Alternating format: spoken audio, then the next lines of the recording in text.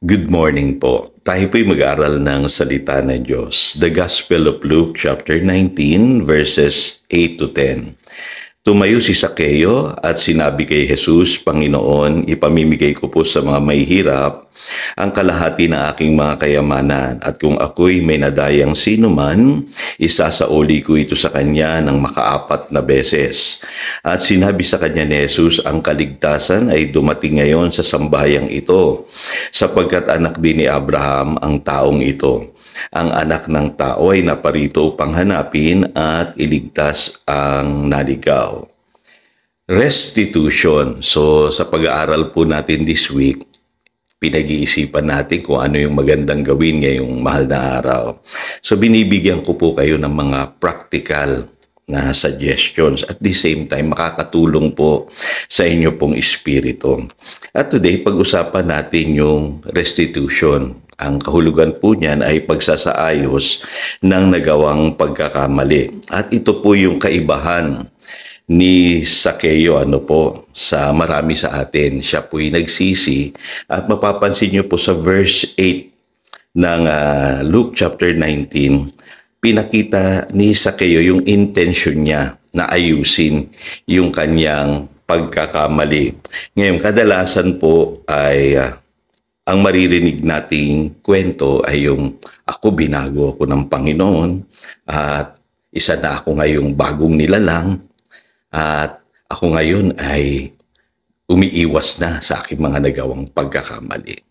Pero bibihira po tayong nakakarinig nung patotoo na sasabihin ng isang tao na ako'y binago ng Diyos kaya inaayos ko na ngayon yung mga nagawa kong pagkakamali. Alam niyo po, sa totoo lang po, madaling magsabi na ikay binago na ni Lord. Pero tanungin mo rin yung iyong sarili, paano naman yung mga taong nasaktan mo, naapektuhan mo, nahirapan dahil sa iyong mga ginawang pagkakamali.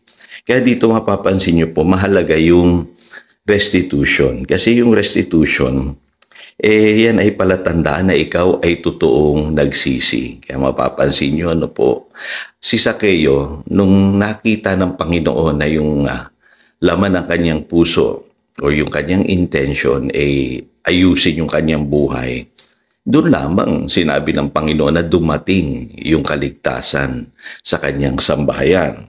Kasi po ang restitution po ay palatandaan yan na ikaw ay totoong nagsisi, handa mong ayusin yung iyong mga nagawang pagkakamali. Yan ay prinsipyo sa Biblia, no? Yung nagawa mong pagkakamali, itutuwid mo, At yan din ay paraan para i-acknowledge mo na talagang nagkamali ka at humihingi ka ng kapatawaran sa mga taong nasaktan mo at nais mong ma-restore yung inyong relationship. Kaya alam niyo po, si Sakeo alam niyan bilang Hudyo Kasi ang Hudyo panuntunan po nila yan sa Exodus 22. Kaya alam ng Panginoon na si Sakeo ay totoong nagsisi. Ngayon, ano bang involved dyan, Pastor? Isa-isahin ko po, At medyo malalim-lalim ng konti at medyo masakit-sakit ng konti yung aking sasabihin. Meron ka bang nasira o na-damage na mga relationship? Meron ka bang mga ninakaw na hindi mo na ibinalik? Meron ka bang mga inutangan na di mo na binayaran? O meron ka bang mga tao na siniraan, ginawa ng di magandang kwento? So, marami po. Kung titignan ninyo yung mga aspeto na kung saan tayo nagkamali at nakaapekto tayo sa buhay ng ibang tao. Yun ang dapat nating ayusin. Mahalaga po yun, mga kapatid, kasi yung iba lalagpasan lang nila yun Mabilis mag-move on, pero hindi nagsasaayos nung nagawa nilang pagkakamali. Of course, mahirap yun, pero kailangan natin ang grace ng Lord. At the same time, humakbang tayo ng may pananampalataya para magawa natin itong restitution. So, bakit kailangan gawin ito ng mga Kristiyano nowadays? Sabi sa Romans 16:19, kailangan we must be excellent in what is good. Dapat magaling tayo sa paggawa ng mabuti. Sabi sa Romans chapter 13 verse 8, let no debt remain outstanding. So ano bang tinutukoy diyan ni Apostle Paul?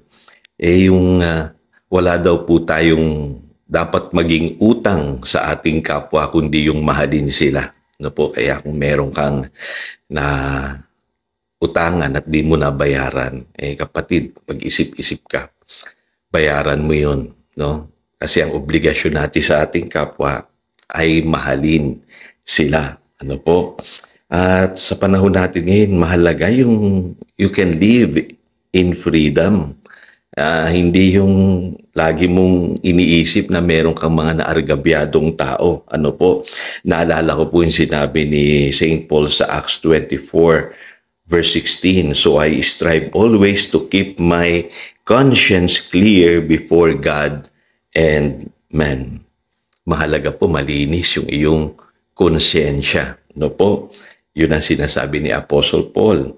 At kailangan din po natin ng restitution para magkaroon tayo ng deep healing. Sabi sa James chapter 5 verse 16, confess your sins to one another. Kailangan magkaroon ng restoration and forgiveness, sabi diyan, so that you may be healed. At panghuli, ang sabi ng Biblia, huwag tayong magsasawang gumawa ng mabuti.